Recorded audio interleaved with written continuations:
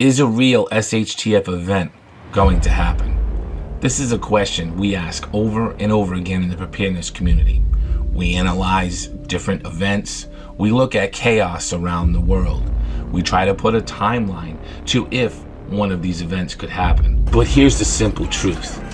If any SHTF event should occur or materialize, you want to be prepared ahead of time. The last thing you want is to be caught unprepared. So regardless of whether you believe an impending SHTF event is near or in the future, the time to be prepared is now. But what about time?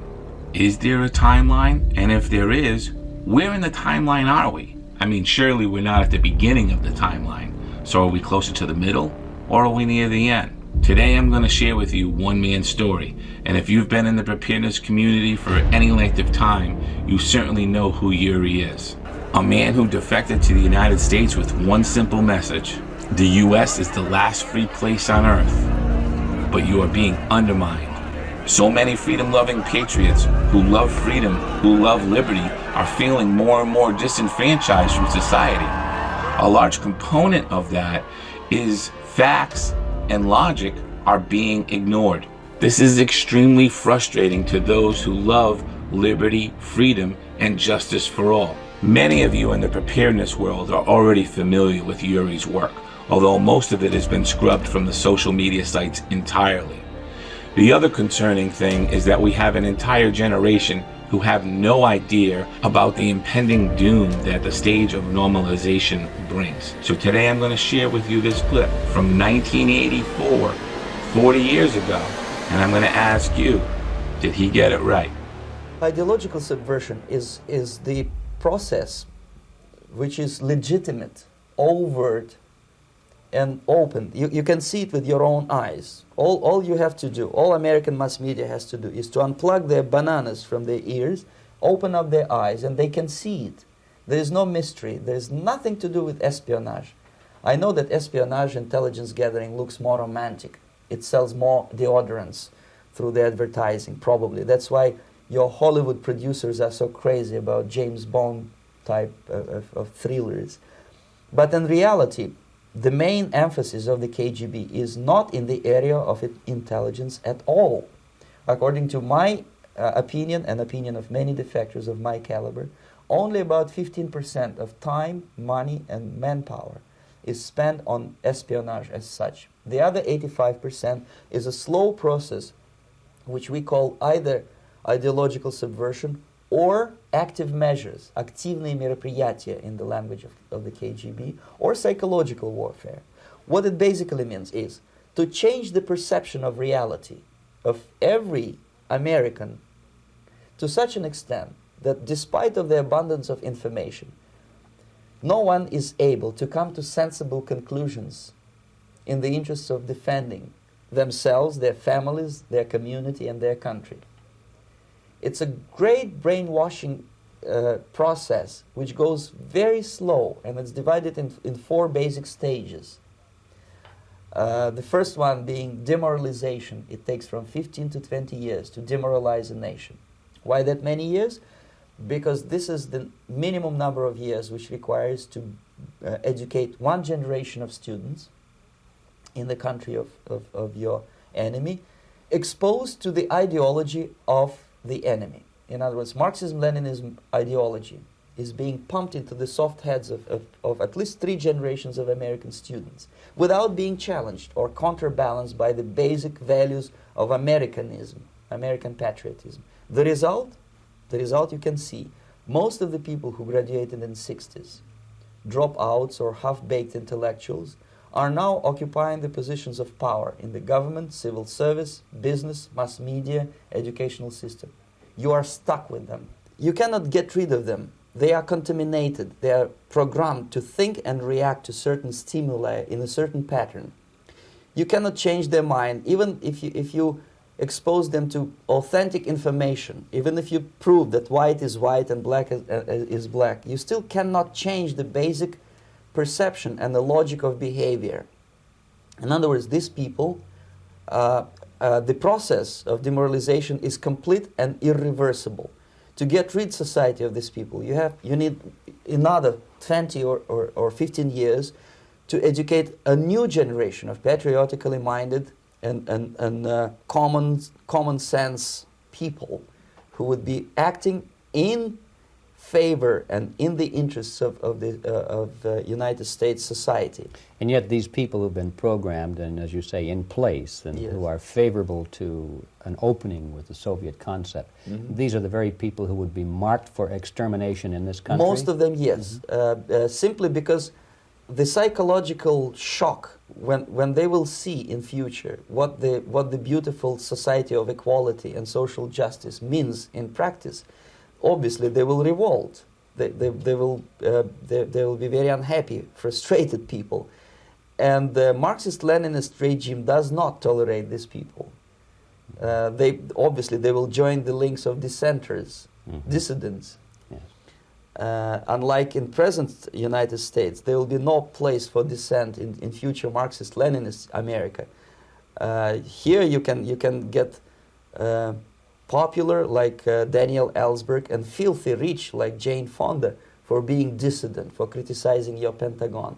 In future, these people will be simply squashed like cockroaches. Nobody is going to pay them nothing for their beautiful, noble ideas of equality. This they don't understand, and it will be a greatest shock for them, of course. The demoralization process in the United States is basically completed already.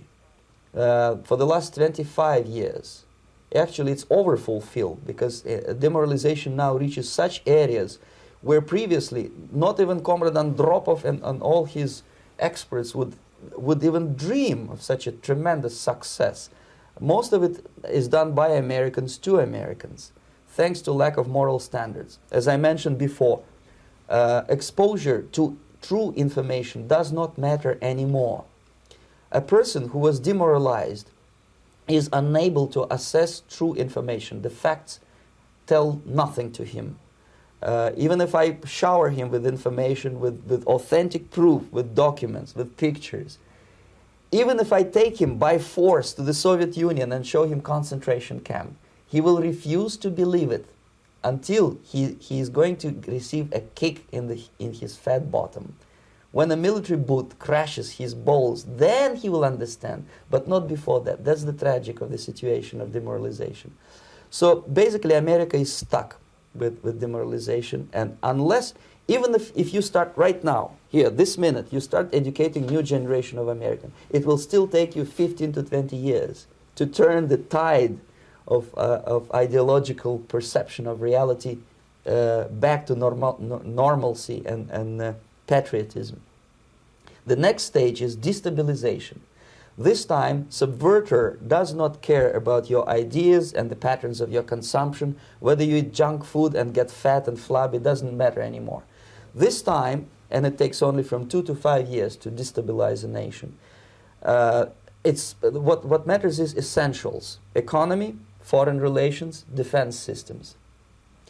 And you can see it quite clearly that in some areas, in such sensitive areas as defense and economy, the influence of Marxist-Leninist ideas in the United States is absolutely fantastic. I could never believe it 14 years ago when I landed in this part of the world, that the process will go that fast.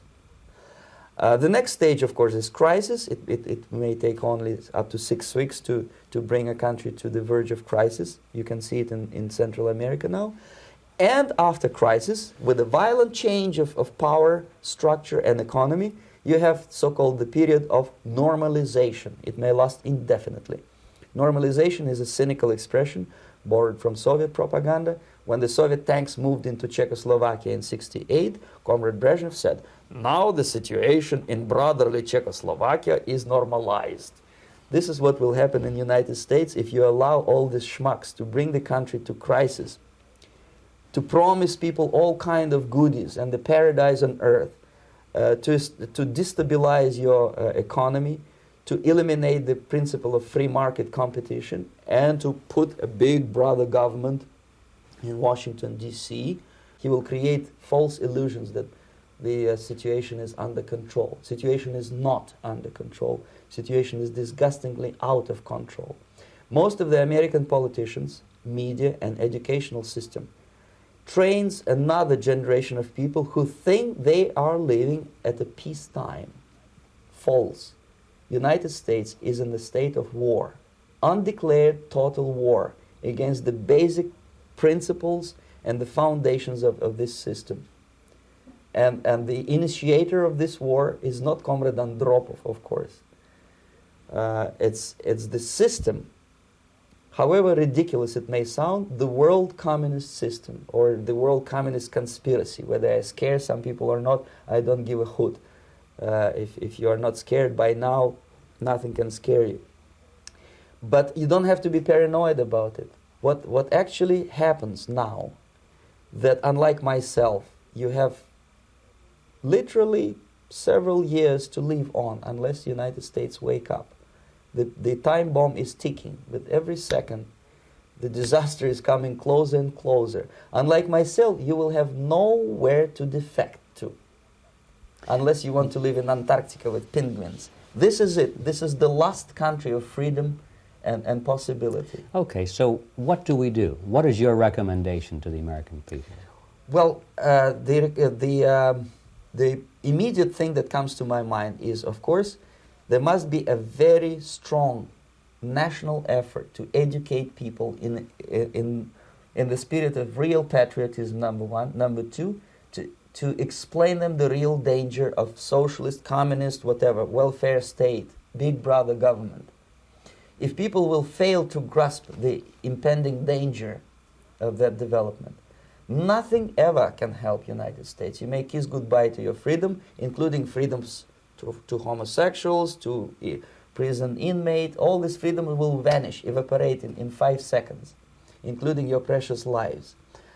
The second thing, the moment at least part of United States population is convinced that the danger is real, they have to force their government. And I'm not talking about sending letters, signing petitions, and all this beautiful, noble activity. I'm talking about forcing United States government to stop aiding communism.